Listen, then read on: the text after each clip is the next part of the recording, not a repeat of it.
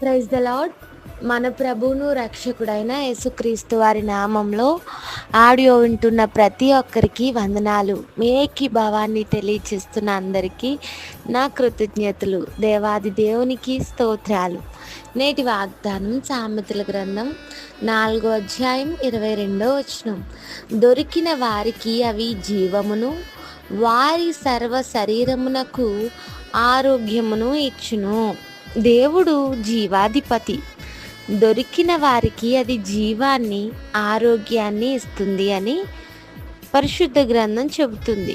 అయితే ఏమి దొరకాలి, ఏంటది అని ఆలోచన చేస్తే చాలామంది రోజుల్లో చాలా వాటిని వెతుకుతున్నారు.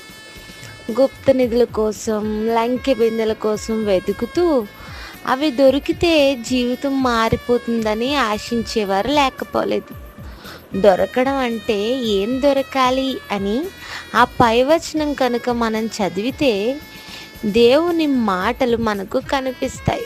దేవుని మాటకు చెవియొగ్గాల్సిన పరిస్థితి, దేవుని మాటను అంగీకరించాల్సిన పరిస్థితి మన జీవితాల్లో ఉంది. ఎవరైతే దేవుని వాక్యాన్ని వెతుకుతారో, ఎవరికైతే దేవుని వాక్యం దొరుకుతుందో, అందుబాటులో ఉంటుందో, అలాంటి వారికి జీవము మరియు సర్వ శరీరమునకు ఆరోగ్యము ఉంది.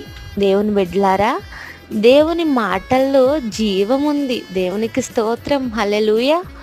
ఈరోజు నిర్జీవ స్థితిలో నీవు ఉన్నావేమో, జీవం లేని జీవితం జీవిస్తున్నామేమో. చాలామంది క్రియల ద్వారా రక్షణ పొందుకోవచ్చు అని ఎన్నో ప్రయత్నాలు చేస్తుంటారు. ఇది చేస్తే రక్షణ, ఏదో చేస్తే మోక్షం అని వ్యర్థమైన క్రియలన్నీ చేస్తూ దేవుని వాక్యాన్ని వెతకడం లేదు. దేవుని వాక్యం రక్షణ కొరకు ఏం చెప్పిందో అది చేయడం లేదు. లోక సంబంధమైన విషయాల్లో మునిగి తేలుతున్నారు.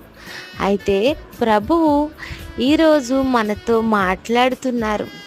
ప్రభువును వెతికే వారిగా ఉన్నప్పుడు ఆయన మనకు జీవాన్నిచ్చే జీవప్రదాత అయి, జీవాధిపతి అయి ఉన్నాడు.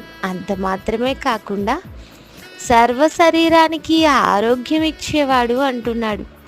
ఆరోగ్యం అక్కర్లేని వారు ఎవరున్నారు ఈ రోజుల్లో? అందరికీ ఆరోగ్యం కావాలి. ఆరోగ్య చిట్కాలు ఆచరించే వాళ్ళు, ఆరోగ్యం పొందడానికి ఏవేవో మానేసేవారు, తినలేని వస్తువులను తినేవారు, ఆరోగ్యం సంపాదించుకోవడానికి ప్రయాసపడేవాళ్ళు చాలామంది ఉన్నారు. అయితే దేశంలో ఎన్నో హాస్పిటల్ ఉన్నప్పటికీ ప్రతిరోజు ప్రతి హాస్పిటల్ జనంతో నిండిపోయి ఉంటుంది. కారణం, ఆరోగ్యం కావాలి అందరికీ. అయితే దేవుని లేఖనం సెలవిస్తుంది, ఎవరైతే దేవుని లేఖనాన్ని పఠిస్తారో, చదివేవారిగా, చెప్పేవారిగా, వినేవారిగా, దొరికి పుచ్చుకునేవారిగా, ఆచరించేవారిగా ఎవరైతే ఉంటారో వారికి ఆరోగ్యం, సర్వ శరీరానికి ఆరోగ్యం ఇస్తానంటున్నాడు దేవుడు. కేవలం భౌతిక సంబంధమైన ఆరోగ్యం మాత్రమే కాదు, పైకి ఆరోగ్యంగా కనిపించిన లోపల మానసికంగా చింతతో, వేదనతో ఉండేవారు లేకపోలేదు. ఆధ్యాత్మికంగా ఆరోగ్యం, క్షేమం లేని వారు కూడా ఉంటుంటారు.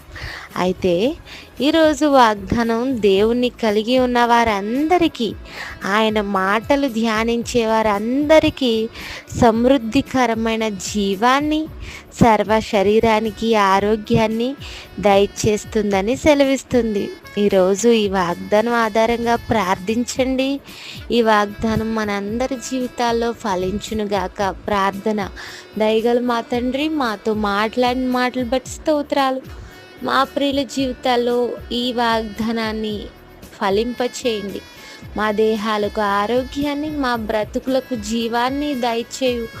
జీవాధిపతివి నీవని నీ మాటలు ఆలకించి నీ లేఖనాన్ని ధ్యానించే హృదయాలు మా అందరికీ దయచేయమని అడుగుచు యేసయ్య నామములో అడుగుచున్నాం తండ్రి. Amen. Have a nice day. God bless us. Thank you all.